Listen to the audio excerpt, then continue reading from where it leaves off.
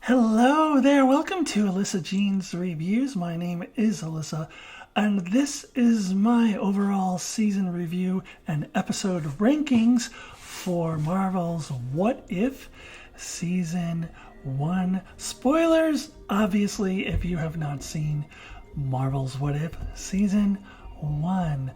And if you have seen it, the first thing I'm going to say is go to my channel, go to my MCU section on my homepage, find the playlist for What If discussions, and if you have not watched any of those yet, you can watch me discuss each episode of What If with some pretty awesome people. Don, Willie, Mark, my brother from Enchantment of Eternity, Darren from D's Reviews, and the wonderful Corey Shoemaker, and Rob from Smirking Gun Reviews.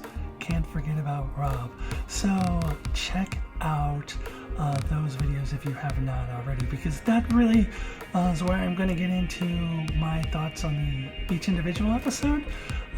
So for this video, I'm mostly going to focus on ranking each episode from my least favorite to my favorite, but I do want to just give a quick overall summary of my thoughts on the season. So I had very high expectations of this season coming into it because the comic books were so dear to my heart back in the day, the What If comic books. So maybe my expectations were a bit too high. I was thinking like best show of the year kind of quality, and that's probably was unrealistic. That was probably too high. I very quickly started to realize that those expectations were too high, and I started to enjoy it for what it is, which is a pretty solid show. I would say most of the episodes were mediocre, slightly above mediocre, but there were some really strong ones in there as well. The top 3 on my ranking list that I'm about to get to are all, in my opinion, excellent episodes. I absolutely love them. The ones on the other end of the list, maybe I didn't love them as much. The interesting thing about my ranking list, or anyone's ranking list on this series, is I don't know that any two people would have the exact same ranking list from least favorite to favorite. I think when I look at all of my guests who I had discussions with, who I just mentioned, I don't think any one of them would have the exact same list that I'm about to tell you. I don't know if any two lists between anybody would be exactly the same, which is why this series was a lot of fun. My anthology series in general can be a lot of fun. And I will just tell you right now, my number 9, my least favorite, though my brother Mark definitely agrees with me on it, I think the vast majority of people will find some disagreement with me on my least favorite episode, and that's okay. Without further ado, I think I'll jump into my ranking list, and then I'll come back here at the end and I will share with you my overall rating for the entire season out of 10. So let's go ahead and start with my least favorite episode of the season. And my least favorite episode of the season, and number 9 on my list, is episode 5, What If Zombies? So go ahead. Give me my thumbs down on my video. That's totally fine. I can take it. I know everyone else in the world loves zombies. I have never been a fan of the zombie genre. I think it's one of the most overrated genres in all of entertainment. And that is probably why I'm able to see through this, to see it as the fan servicey piece of garbage full of tired cliches and bad writing and bad characters that are nothing like themselves, such as Vision, who was completely changed for this episode so that he could be crammed into a tired old zombie trope, really a horror movie trope, if I'm being honest, where someone has to feed people to their zombie wife, and Vision was completely out of character and made no sense. But it fit right into their tired old cliche zombie trope that they really wanted to do, that people went apeshit over. This episode was filled with tired old cliches, and one of which they did several times in the episode, which is the old cliche where somebody boldly sacrifices their life to the zombies to save their friends. They did that once in the episode, and they said, hey, let's do that about 5 more times. This episode drove me crazy. On one hand, it makes me think, how could anyone possibly like this piece of garbage? But I know why, because people love zombies. They really wanted to see their favorite heroes turned into zombies. And hey, you got that. I am glad that a great deal of the fan base got an episode they enjoyed. To me, this was a fan servicey piece of garbage and one of the worst things that the MCU has ever done. Number 8, my second least favorite episode, is episode 3, What If the Earth Lost Its Mightiest Heroes? Now, I don't hate this as much as I hate the zombie one, and I would say that I really love the concept, just not so much the execution of this episode. No pun intended there. I like the idea of the Avengers being killed off one by one. I just cannot buy that Hank Pym would choose to get revenge on S.H.I.E.L.D. by systematically killing off a group of obscure people nobody has ever heard of at this point, that he's never heard of, that he has no personal grudge with, that he would kill them off in order to get revenge on S.H.I.E.L.D. I don't know. It's the whole thing just really felt contrived and forced. They just tried to force the pieces in place to make their plot fit, and I just really didn't feel like it fit. It just does not work for me. And it just didn't feel natural the way that they had the 3 different movies combined. I just didn't buy that the characters could travel to all the different places. Now, I know that it is actually canon that those 3 films, The Incredible Hulk, Iron Man 2, and Mighty Thor, all happened within a couple weeks of each other. I get that, but it's just the way the episode portrays it. It just felt contrived and forced. I do like the idea, and I do like the reveal that it was Hank Pym trying to get revenge for the death of his daughter. That was kind of interesting, but overall, I really wish that they could have done a better job of pulling off this episode. At number 7, episode 6, What If Killmonger Had Rescued Tony Stark? I think there was a lot of potential with this episode that wasn't reached.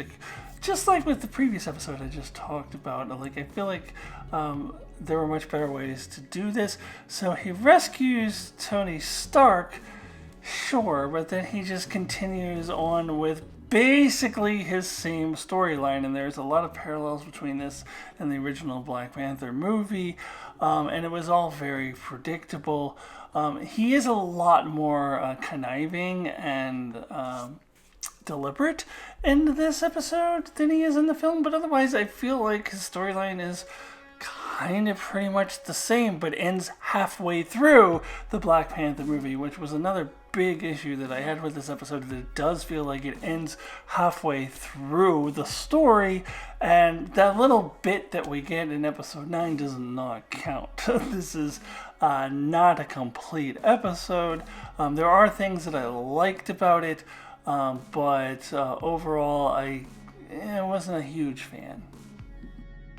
At number 6, episode 7, What If Thor Were an Only Child? Now, this might shock some people that this is as high as it is on my list, all the way here up on number 6, as most people like to trash this episode. But I have to be honest with myself and have to be honest with you. I enjoyed this episode more than I enjoyed the previous 3 episodes, and my enjoyment is a huge factor in these rankings. I just had fun with this episode. I think the key with this episode is don't take it seriously. I just feel like all the critiques of this episode are just taking it way too seriously. Just relax, let loose, just let it happen, and have fun. And for those who say that this does not fit in the MCU, even within the multiverse, because it's so ridiculous, Did you accept Peter Porker and Spider-Ham into the Spider-Verse? Also, Noir Spider-Man, did you accept that as part of the Spider-Verse? If so, then you definitely accept this as part of the multiverse in the MCU, because though this is very Looney Tunes, it's not Spider-Ham. So, personally, I just didn't take it too seriously and just had fun with it. Now, is it a great episode? No, but I did enjoy it more than the previous 3 episodes I just talked about. At number 5, episode 1, what if Peggy Carter had taken the super soldier serum? So now I feel like we're starting to get into the quality portion of this rankings, where the rest of the episodes I think are pretty quality, but some are more quality than others, obviously, as this is number 5 and I have 4 ranked above it. When I first saw it, I was like, okay, that was fine, but I'm sure the other episodes are going to be better, and 4 of them were. But when I look back at the series as a whole, I actually think this is a pretty underrated episode. First of all, I love the character of Captain Carter. I just love how she's always so enthusiastic and is always like, that was brilliant! I love that she reappears in episode 9, and I'm super psyched to hear that she's going to become a recurring character in the What If series, which I think is fantastic. Or one might say, that is brilliant! Now, this episode does pretty much follow the same storyline as First Avenger, which bothered me when I first saw it, but now that when I go back and look at it, I think it was a very good story structure for the opening episode of the series. And then, really, overall, this actually is a solid episode, much better than I gave it credit for when I first saw it. At number 4 on my ranking list, episode 2, What If T'Challa was a Star-Lord. So this is much like the Party Thor episode in that I just had a blast with it, although this is certainly a much higher quality episode than the Party Thor episode. The characters in here are a little more true to how they are in the MCU, and even Thanos really works for me in this episode. I love the fact that Thanos could have been a totally different guy if only he had T'Challa to give him a good talking to. And when I first heard of the concept of this episode during the preseason trailers and all of that stuff, I thought it was a little ridiculous. Like, how the hell is T'Challa going to become a Star-Lord? But then once I saw the episode, it actually does make sense that if Wandu had sent out his minions and instead of trying to find Ego's son himself, that they would have made this particular mistake. It actually makes a lot of sense. And I love this character of T'Challa Star-Lord. He is so cool. I think I like him better than our T'Challa. It is unfortunate, for many, many reasons that Chadwick Boseman is no longer with us. But one of the reasons is that they were planning to make this a recurring character. And I don't know that they're going to recast the voice actor. I mean, they use different voice actors throughout this series who are different from the original castings. But I don't know if they're going to do that to Chadwick Boseman. They have said that they're not going to recast him in live action. So they're probably not going to recast him in animation, which is a disappointment because I absolutely love this character and had a lot of fun with this episode. And it is my 4th favorite episode of the season. At number 3 on my list, episode 4, What If Doctor Strange had lost his heart instead of his hands? So I absolutely love this episode, and it starts with the fact that the film that it's based off of, the first Doctor Strange film, is in the upper echelon of MCU films for me. It's not my absolute favorite, but it would be in the upper portion of my rankings of all the MCU films for sure. And I absolutely loved what they did with it. It was a very interesting take. Now, the story of a person who goes mad with power to try to bring their lost loved one back to life and then ends up just being seen as a monster by her and all that. that has been done before, but what I really loved about this episode was a couple things. So one, the twist on it that we have both versions of Doctor Strange going against each other, which I found really interesting. And then also that Doctor Strange becomes the first character into this series to see the Watcher. I absolutely love that. I want the Watcher to be more involved. I think of him from the comic books as being more involved. I don't want him to only be the narrator.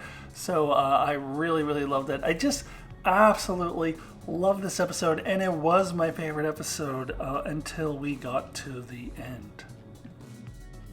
Number 2, Episode 8, What If Ultron Had Won?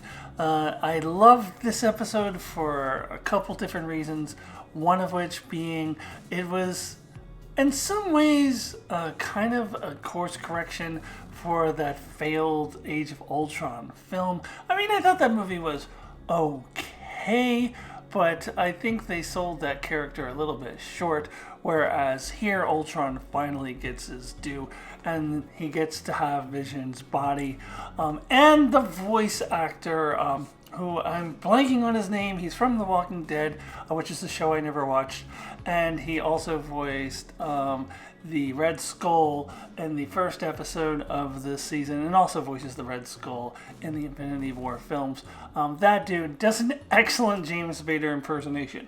So this was the Ultron I always wanted to see. And then on top of that, as I was just talking about with Doctor Strange interacting with the Watcher, one of my favorite scenes in this episode is when the Watcher is just giving his spiel and talking to us, and he's just like, what?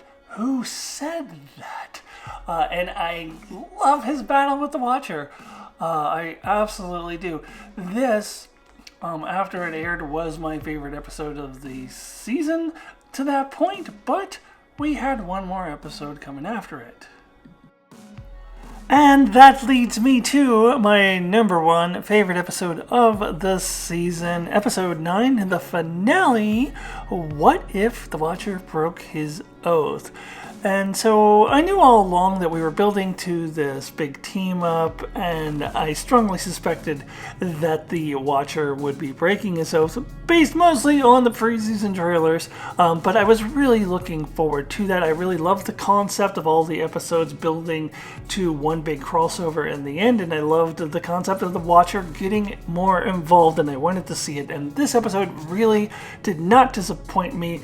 It was everything I wanted it to be and more. I really feel like they maximized the 30-minute time limit that they had and made this as much like a Marvel film as they could within 30 minutes.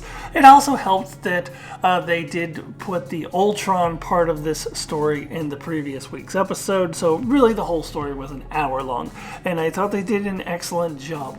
And I loved everything in this episode, especially the battle between our Guardians and Ultron. That was so fun. Everything from Doctor Strange multiplying Thor's hammer to even dropping the zombies on Ultron, even though I hated that zombie episode. Hey, they were worth some good here. Overall, I thought this was a great way to end the season. I don't think of it as one of the best things in the Marvel Cinematic Universe, but it's still pretty good and still ends up being my favorite episode of a pretty good season. Okay, so that is my ranking. See, I told you yours would be different because everybody's is different, and that's okay. So now let me give you my rating out of 10 for the season as a whole. So 1 is the lowest possible score, 10 is the highest possible score. So my rating out of 10 for What If Season 1 is an 8. I was thinking 7.5, ultimately went up to an 8. Very similar to the video I did last week for another anthology series, Star Wars Visions, where it was like 7.5. It's an 8. It's an 8.